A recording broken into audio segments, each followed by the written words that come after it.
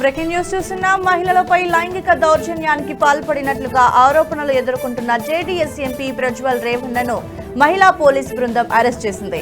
రేవణ్ణను అదుపులోకి తీసుకునేందుకు మహిళా పోలీస్ బృందమే ఎయిర్పోర్ట్ కి వెళ్లింది. ఇద్దరు మహిళా ఐపీఎస్ అధికారులు దీనికి నేతృత్వం వహించారు. జర్మనీ నుంచి బెంగళూరు ఎయిర్పోర్ట్ కి చేరుకున్న ప్రజ్వల్ కు మహిళా పోలీసులు దర్శనమిచ్చారు. అరెస్టు వారెంట్ చూపించి అదుపులోకి తీసుకున్నారు. అక్కడి నుంచి సిఐడి కార్యాలయానికి తరలించే క్రమంలోనూ ఆ జీపులో మహిళా పోలీసు అధికారులే ఉన్నారు.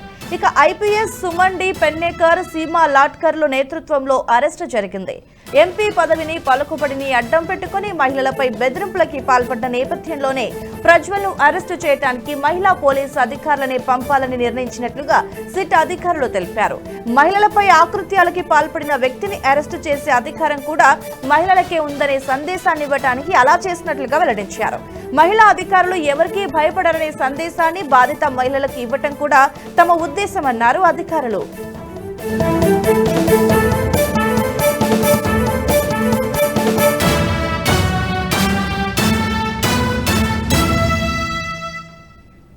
ప్రజ్వల్ అరెస్టులో దర్యాప్తు ముమ్మరం చేసిన అధికారులు ఆయన తల్లి భవానీ రేవణ్ణను విచారించేందుకు సిద్ధమయ్యారు. బాధితురాలి కిడ్నాప్ కేసులో భాగంగా భవానీని రేపు విచారించనున్నట్లుగా పోలీసులు తెలిపారు. ఇప్పటికే ఆమెకి ఇచ్చిన నోటీసులు కూడా ఇచ్చామన్నారు. ఇక మహిళా పోలీసుల సమక్షంలోనే విచారణ ఉంటుందని, రేపు ఉదయం 10 గంటల నుంచి సాయంత్రం 5 గంటల వరకు భవానీ ఇంట్లోనే ఉండాలని సూచించారు. బాధిత మహిళపై ప్రజ్వల్ లైంగిక వేధింపులకి పాల్పడుతున్నట్లుగా ఉన్న వీడియోలో భవానీ రేవణ్ణ కూడా కనిపించారు. ఈ వ్యవహారంపై బాధిత మహిళ కుమారుడు ఇచ్చిన ఫిర్యాదు మేరకు ఆమెపై కిడ్నాప్ కేసు నమోదైంది. ఇక ఇదే అంశానికి సంబంధించి మరింత సమాచారం మా executive editor Shivaprasad phone line ద్వారా అందిస్తారు. శివప్రసాద్, చెప్పండి. సో మహిళలపై అత్యాచారాలు, ఆకృత్యాలకు పాల్పడుతున్న ప్రజ్వల్ రేవణ్ణను ఆల్రెడీ పోలీసులు అరెస్ట్ చేస్తామంటూ కూడా చెప్పారు. సో ఈ అరెస్ట్ అనేది తను రాగానే మహిళా పోలీసులు అరెస్ట్ చేసినట్టుగా తెలుస్తుంది. దీనికి సంబంధించిన అప్డేట్ ఏంటి? ప్రజ్వల్ రేవణ్ణ నిన్న రాత్రి దిగారు ఎయిర్పోర్ట్ లో, బేగంపేట ఎయిర్పోర్ట్ లో. దిగంగానే అక్కడే ఉన్నటువంటి సిట్ అధికారులు అతన్ని అరెస్ట్ చేసి సిట్ ఆఫీస్ కి తరలించారు. ఆ సిట్ ఆఫీస్ దగ్గర అతను విచారణ చేసిన అనంతరం అతన్ని కోర్టులో ప్రవేశపెట్టారు. దాంట్లో ఇప్పుడు వాళ్ళు custody petition, police custody petition వేశారు. ఆ కస్టడీకి రేవణ్ణని తీసుకోవాలని వాళ్ళు కోర్టును కోరుతున్నారు. విచారణ చేస్తే కానీ దీనికి సంబంధించినటువంటి అనేక అంశాలు వెలుగులోకి రావు.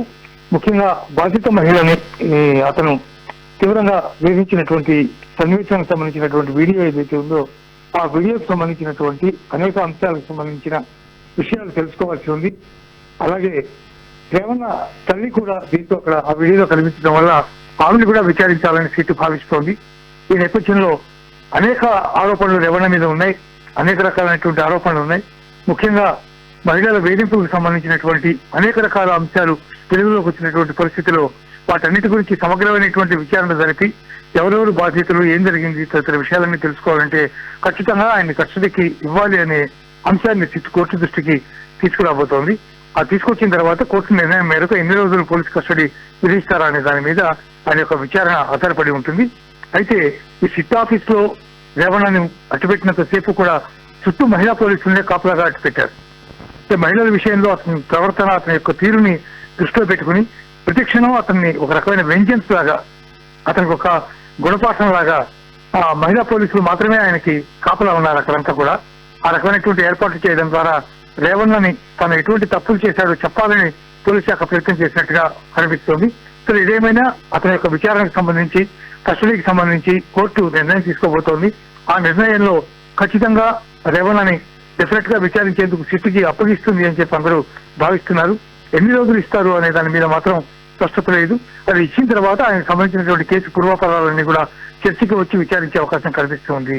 Girija, right sir. అయితే ఇప్పటి వరకు అంటే ఇద్దరు కాదు, ఒకరు కాదు, ఇద్దరు కాదు, చాలా మంది కూడా అంటే రేవణ్ణ కిందకి సంబంధించి చాలా మంది మహిళలను అత్యాచారానికి పాల్పడ్డట్లుగా, అంటే చాలా లోబర్చుకున్నట్టుగా తెలుస్తుంది. బెదిరింపులు కూడా చేశాడంటున్నారు.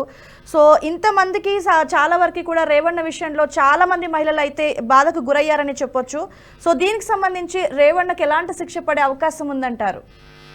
అది ఇప్పుడే అది డిసైడ్ అయ్యేటటువంటి విషయం కాదు. ఎందుకంటే బాధిత మహిళలందరూ ముందుకు వచ్చి తమ సంబంధించినటువంటి సంఘటనలు ఏం జరిగినాయో, తమ ఏ విధంగా లోపరుచుకున్నాడో, ఎలా బెదిరించాడో, లేకపోతే ఏ విధంగా అత్యాచారం చేశాడో ఈ విషయాలన్నీ కూడా కోర్టుకి చెప్పాల్సినటువంటి పరిస్థితి వస్తుంది. ముందుగా పోలీసులు సహకరించాలి, వాళ్ళందరి దగ్గర కంప్లైంట్ ఫిర్యాదులన్నీ కూడా ఇవ్వాలి, ఆ తర్వాత వాటికి సంబంధించినటువంటి విచారణకి హాజరవ్వాలి. ఇవన్నీ కూడా పోలీస్ శాఖ దర్యాప్తు చేసిన తర్వాత వీటిల్లో ఆయన దోషిగా తేలితే దాని మీద ఆయన యొక్క శిక్ష ఆధారపడి ఉంటుంది. ఇంతమంది మహిళల్ని కనుక అత్యాచారం చేసినట్టుగా అతను ఒకవేళ ప్రూవ్ అయినట్టయితే అప్పుడు కనీసం 7 సంవత్సరాల పాటైనా కనీసం శిక్ష పడేటటువంటి అవకాశం కనిపిస్తుంది గిరిజ.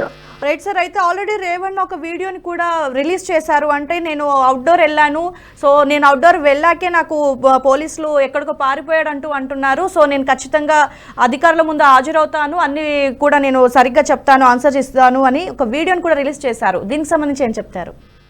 అదేముంది, అది ప్రతి వాళ్ళు చేసే పనే. ఎక్స్టెండ్ అయిపోయిన వాళ్ళు ప్రతి వాళ్ళు అదే రకమైనటువంటి వీడియోలు చేస్తారు. నేను మనం బెంగళూరు రేవ్ పార్టీకి సంబంధించినటువంటి ఇన్సిడెంట్ లో హేమ తాను అక్కడే ఉన్న బెంగళూరులో లేనని, తన రిసార్ట్ లో చిల్ అవుతున్నానని ఆమె వీడియో పంపించలేదా? ఇంట్లో బిర్యానీ చేస్తున్నానని వీడియో పంపించలేదా? ఇవన్నీ వెళ్ళిపోయిన ప్రతి వాళ్ళు కూడా ఈ రకంగానే మాట్లాడతారు. ఒక కేసులో ఎప్పుడైతే అక్యూజ్ అవుతారో వాళ్ళని నిందితులుగా చేస్తారో అప్పుడు ఆటోమేటిక్ గా దానికి సంబంధించినటువంటి వాళ్ళందరూ ఇట్లాగే చేస్తారు. అదే పని రేవణ్ణ కూడా చేశాడు. సరే, ఏదేమైనా లొంగిపోక తప్పని పరిస్థితి కాబట్టి వచ్చి లొంగిపోయాడు. అందులో పెద్ద ప్రత్యేకత కానీ లేకపోతే చెప్పుకోదగ్గ అంశం కానీ ఏమీ లేదు Girija. Right, thanks for the update sir.